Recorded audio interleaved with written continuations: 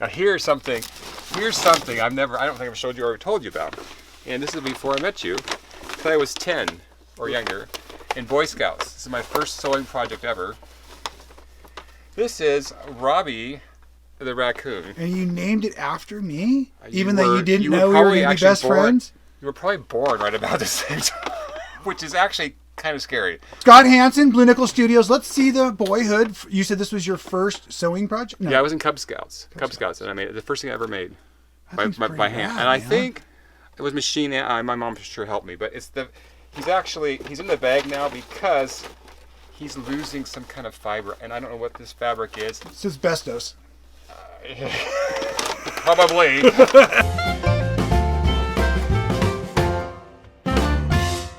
Today's episode of Twins. Hey everybody, Rob Appell from Stitchin Heaven, and I'm super excited to have been blessed to visit my dear friend Scott Hansen, Blue Nickel Studio. Stay with him for a few days, and I really want you all to get a great tour of his studio. So are you ready for this, buddy? Sure. Take it away, Scott. Okay, well here we are. This is come in through a blue door. Hats, scarves, shoes. This is the entrance to the house, basically. It's like the service entrance. My kids call this the airlock. They call it the airlock. So anyway, so here is, I am very sentimental and I have lots of old stuff. This is my dad's future farmer jacket when he was 14. He was very, very little. And this here is mainly the fabric storage. So this cabinet is all my mostly vintage stuff in here.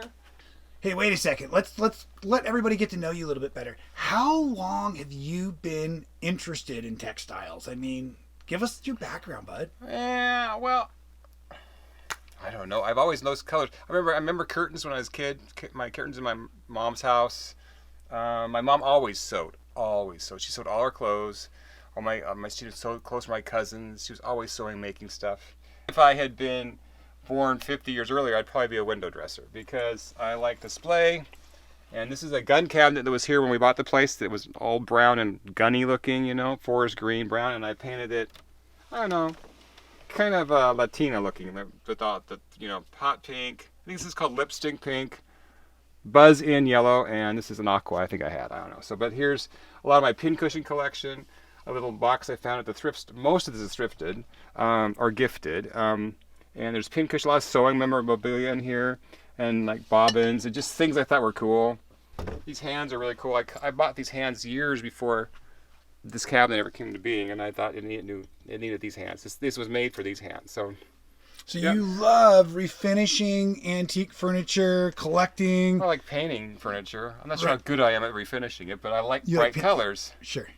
This cabinet came this way in this blue. So, and this was a hideous 80s thing that I painted gray just because I wanted something quieter, but also, and this is going to go away, and here's another place for display, and then hidden storage where you can put things you don't really want to look at all the time. And I made I didn't like the handles on this, so I made Aurifil spool handles. I don't know if you can see those down there. And there's some stencils. That's really clever. Yeah. Yeah. Some good rope and some... Yeah. That's my batik. Those are my batik because batik's nice and strong. Right. I wasn't looking close. Yeah. And then this is my grandma's sewing table, and this has my mom's sewing machine that I learned to sew on inside of it. Wow. So and this is all trim. I for some reason I'm fascinated with these things. Don't know what I'm going to do with them, but I have them. So right now they're just used in display. Now, and folks, in all fairness, I'm going to not allow my good friend here to put himself under the bus. This is a new workspace for Scott. He has just moved to this house, 2 years ago? 2 years ago. Okay, but he has a dream workspace in the works. So part 2 of this video, what I really want to do is Scott and I are going to spend some time out in his workspace talking about some of the great things that I think folks could do that I've experienced, that I've seen in other workspaces. So we're going to help plan Scott's workspace with him. And you've seen Alex's video, and she's encouraging us all to claim our space. Well, the thing I love about Scott and Linda both is they have all these vignettes all throughout, all of these collections, all of these wonderful things everywhere. And it's so fun to look around. But right now, he's trying to keep it somewhat organized for this dream space. So at any rate, I'm teasing him about his lack of organization because he's allowed me to come here and enjoy myself. And so now, on with the show. It's usually more organized than this. Well, it used to be in the old house. So, so here's more fabric storage. These carts I think I can use well. Right now they're kind of storing old projects and stuff. In this cabinet here's got some needlepoint projects I was working on, and then some backs and some things for bags. So this is kind of organized. So to me, actually, it looks like your fabrics and stuff are stacked project by project almost. Like some. Okay, that makes sense. Sometimes, yeah. And then like this. So this is one of my tulip piles. Wait, I'm still over here distracted. This is great. See, because there's just everything. It's so cluttered, great. yeah. And also, as many of you know, Scott and I share a love for Lego, and Scott is such a great friend in that way that he often shares Lego with me, and it's really fun. So I was distracted. Sorry, I was looking at Mr. Carrot there. My wife. Oh, there she is. Long time ago. All right, well. There's a chair under here. Someday you're gonna bury it when the new studio's done. This cabinet. I didn't talk about this cabinet. You were starting to talk about the cabinet. So this cabinet, I got this on Facebook. Must I compliment you on the color? Yes, it's a good color. I love this color green. Right. And inside's blue. And actually blue, and then some of that pink from the gun cabinet in there. So, and then I like Mary Englebright's style, so I made little mushroom painted toadstool handles. That's the wood ones that were on. I just used them and I painted them, made them mine. That's a great idea. Another set of tchotchke stuff over here. Okay. I made this cabinet. I made it so on this side it holds the tchotchke and lots of magazines and books here. This is almost like organization, almost, you know? Right, And then the other side has shoes at the bottom. So right. I built it to design that myself. So let's see. Projects. Here's some more Mary Englebright feel. Yes, this cabinet is very Mary Englebright. So this was a vintage cabinet. It was cream and red before, and it actually had oil stains on it. So, for a long time I had it just as it was. And when I moved here, I painted it blue with a little bit of black and white, and then put zebras in, kind of like black and white compared to other things. Well, that's the other thing I noticed. Like, we had a whole display of mirrors in one of the rooms, a whole display of Coke signs in one of the rooms, a whole display of it. I love the collections. Look good together that way. When you do multiples of things, like I have some clocks over there. The sewing machines over there. Let me get those. So there's a whole bunch of toy sewing machines up there. Scott even once made me a Lego sewing machine and sent it to me. Yeah. Actually, you made me two. I made you one to make. Oh, I did. Yes, you're right. You made me the new modern version and the featherweight version. I don't know where my featherweight version is. We'll have to go back and check the footage. Maybe it's on the shelf. No, it's not. Play it back in slow motion, maybe? I used to keep CDs in these racks. These are Ikea racks. Oh, this is a really good idea. Yeah. These are CDs. Folks are going to love this. Okay, give me a mini tutorial. What do you got here? So these are Ikea CD Racks. So CDs fit in there. But also, if you fold fabric out, these are mini bolts. These are mini bolt holders from paper pieces. Paper piecing? Paper pieces. Yeah. Sure. So these are mini bolts. And is it a quarter yard? This goes up to a yard on these, and they have bigger ones that go up to 5 yards, I guess. I never usually have that much fabric on any one fabric, but so there are these, and then they have these little clips that you can buy with them. Right. So, what is your cuts? Are those different size cuts, or do you have them all? These are probably half yards. I think they look most about of them. like half yards. These are all stuff I bought from Amy Butler. These are all most of them are Indian prints, so they're like lawn. They're actually a little tougher than lawn, but thin like lawn. So, and they're very fine. So these are from India. Ooh, I've got a tough question coming. You ready? You think you can handle a tough one? Of course I can. It's fabric. I don't know anything about fabric. Is that a display, or is that you're preparing for a project? Meaning, are you going to stitch into that? Are you cutting and sewing that, or is that a display? It's been there a long time, so it's probably display, but it should be a project. That's okay. Actually, I have made made Easter bunnies out of this and then put it back. Okay, well, fair enough, because my car technically is, I think, what they call a classic because it's over 20 years old. But I don't think most classic car aficionados would consider beat up old Sanford a classic. Now, what's on this wall up here above you, sir? Tell me something about this. So this is a 60s Viking ship. My dad gave this to my uncle, who was a Norwegian, and my dad's Danish, and they much like being Scandinavian. So my dad gave this to my uncle. When my uncle died, my aunt gave it back to my dad. So it's been in both my cousin's house and my parents' house. And then when Dad died, it came home with me. I asked my cousin first because I thought it was his, and that's when I found out that my dad gave it to his dad. I did not realize that because it had been in growing up. I saw it in their house first, and then I love the Muppets, and so I thought the Muppets should be going on a Viking adventure. So, That's awesome. when we first moved in, I couldn't find Kermit, so I would have this story about them looking for Kermit, and then I found them. So this is where I cut. Yeah. So this is my cutting table. This is kind of your daily work. Yeah. So these are 2 IKEA back to back. 2 IKEA. Well, that's a good idea. So you have those kind of drawers on both sides. Yeah, both sides, and this side's got more fabric. That's got a lot of scraps on that side. And then this is where I sew. This is my sewing machine cover that I made years ago. I keep all sorts of scraps. I shouldn't, but I do. It seems like it's a collection of honorary badges and now buttons it became that later, but I made it first just with all these scraps. Oh, look, Dave. Oh yeah, Dave Butler. Yeah. There you go. I saw it right away. There's someone else. Oh, there's Violet. There's Violet, our friend Violet. There's Violet. Never say things could get any worse. God takes that as a personal challenge. I really like this one, and I tell people all the time, things couldn't get worse. Do not say that. Yeah. Anyway, so there's that, and this is my sewing. It was a little brother. My sewing machine also called Brother Louie. So classic. So first quilt I ever saw in my life that I remember was probably this. When my sister, this is a doll quilt that my great grandmother made for my mother, and I remember my sister playing with it, but not very much. My sister was more into outside, and she didn't play with dolls as much as other girls do. She was busy because it had Scotty dogs on it, so I always thought this was for me. I don't know, but I didn't play with dolls, but I liked this fabric a lot. So that was the first quilt I ever saw. If you look, you can't see, but this was actually a very vivid purple. I see some places where it's coming apart. You can kind of see there's a tinge of it there, but it was actually pretty bright purple actually once. So recently I found this at a thrift store. So this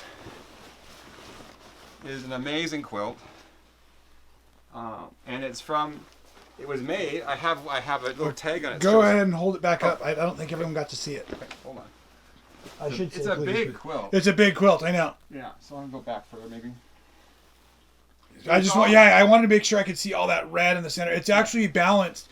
There's a symmetry to the way the colors are laid out. Oh yeah. Even though it's scrappy. And it's hand quilted. Yeah, now let's get in close.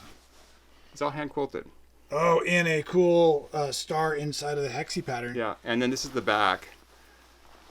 And I know how old it is because this was still on it from the Puyallup Fair in Puyallup, Washington. And it's dated 1960. Isn't that cool? So this is older than me. But see, I keep wanting to see if it looked like It's it polished. had poly, but it's a sateen, right? It's cotton a polished sateen. chintz is what it is, yeah. Oh, what is it? Well, it's very bougie. But polished chintz was, I think it's probably cotton. Yeah. But it's polished. So, yeah. So. Good. Yeah. Anyway, so that's that. That is awesome. The Yeah. colors are so vibrant and stuff too. Yeah, it has not, and well, the tag it hasn't been washed or used much because this is Yeah, no, it was a show quilt. Well, it was given. It says to Judy from Grandma. Yeah, 62 years ago. Now we have to go over here. Is this kind of quilt storage over here? Yeah, this is a lot of quilt storage. This here is. There's a couple more vintage quilt. Oh, that's gonna go. Uh-oh, timber! Ha! Timber! I'm getting it on film. Could go. I know. Anytime. At any moment. It's like a glacier. It's like the side of a glacier. This was on my parents' bed too. So I remember this is one of the first ones I saw too. It's got a.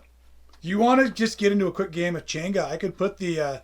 No, there it goes! Oops. Oh, and I didn't get the shot. I missed it. I was too busy goofing off. Okay, well, let's do a quick show and tell. What's in your hand there? This. I'm not sure what the V is for. I think it's for victory, but I'm not sure because it was given to my mom. The top was given to my mom, and then my grandma and her put it together. I think. It might have been a wedding gift. It's all embroidered, huh? This side is, and that's hand embroidered because this is pre-50. This is probably from the 40s. Okay. Now you look at the back. Hold on to the back. That blue is like 1900, 1910 fabric. Wow. So I don't really know how old or what it is, but that blue is from 1910s. Got a couple seams that are starting. Oh, there's a whole bunch of tired. seams. Yeah, but it's an old indigo. Wow. 1890s and 1910s, somewhere in there. These I don't think is any older than that. Although sometimes these looks very Civil War-y, but I don't know if it could hold up this long. I'm not sure.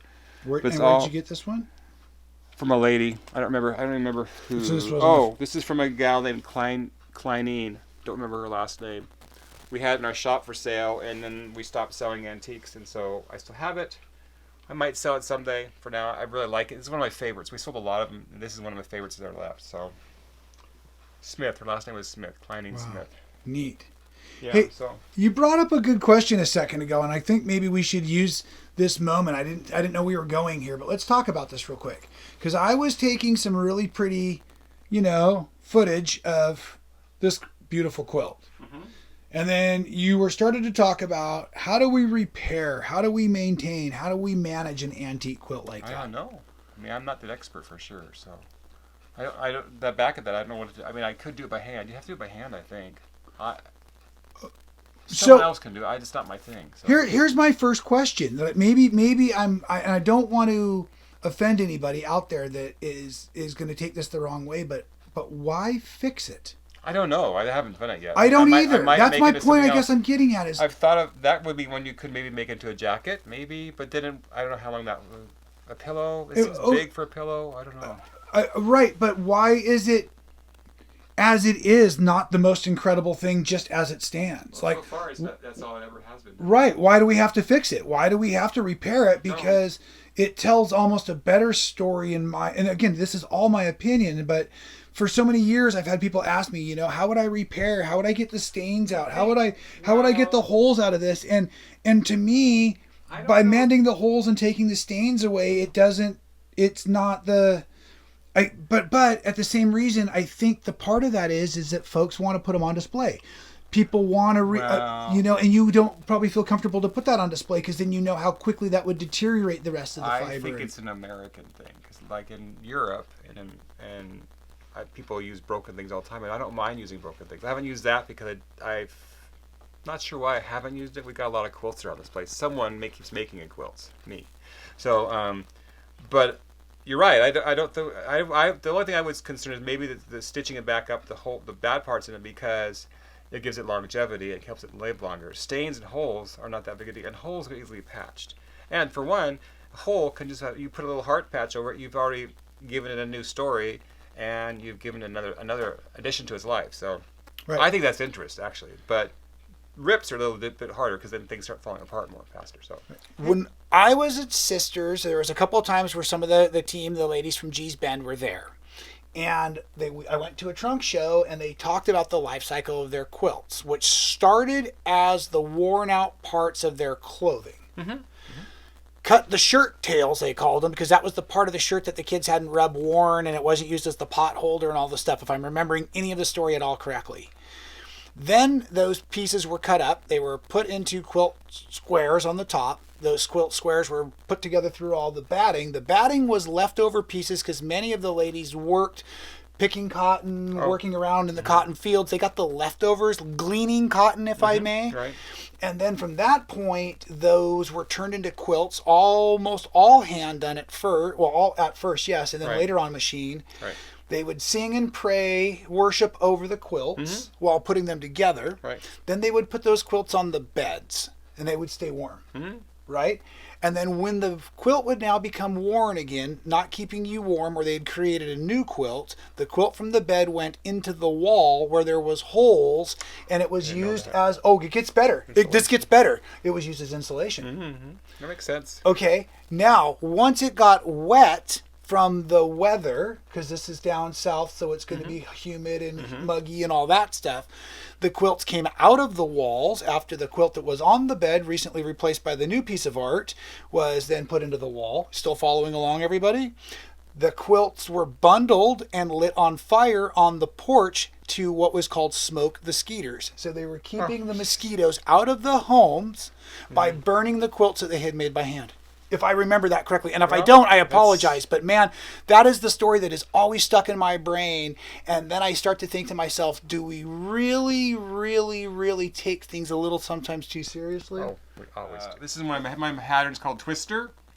And it's kind of a traditional block, but people seem to really be drawn to this quilt. And it's not very difficult, but people seem to really like this a lot because it's traditional with a twist, I guess. I don't know. The original is very scrappy. This is just one line of fabric from Tula Pink. But it's very fun. This kind of shows what one line would do, you know. And but scrappy So is much also movement too, and scrappy, and yeah, right. So you can even make one line look scrappy because I only did one line with this. So the original is somewhere in these totes. But I'm digging that. And this pile that fell down, it could be in that. I don't know. Well, at least, you know, we got the special effects, the action shot of the avalanche of quilts that I missed on camera, but we got to enjoy. I so wish I would have got that thing wobbling from the bottom. That was awesome. I challenged him to a game of Jenga, and he pulled the wrong piece. So, hey, Scott, buddy, yes. I got to get out of here. I got to get back on the road for another adventure. Okay. I want to tell you I love you. I appreciate you, as does the rest of the quilting world. Yeah. Blue Nickel Studios, you rock. Thank you for housing me, feeding me, and my pleasure. Being a brother and for so many years. Yeah. All right, man. I'll talk to you guys soon. Bye.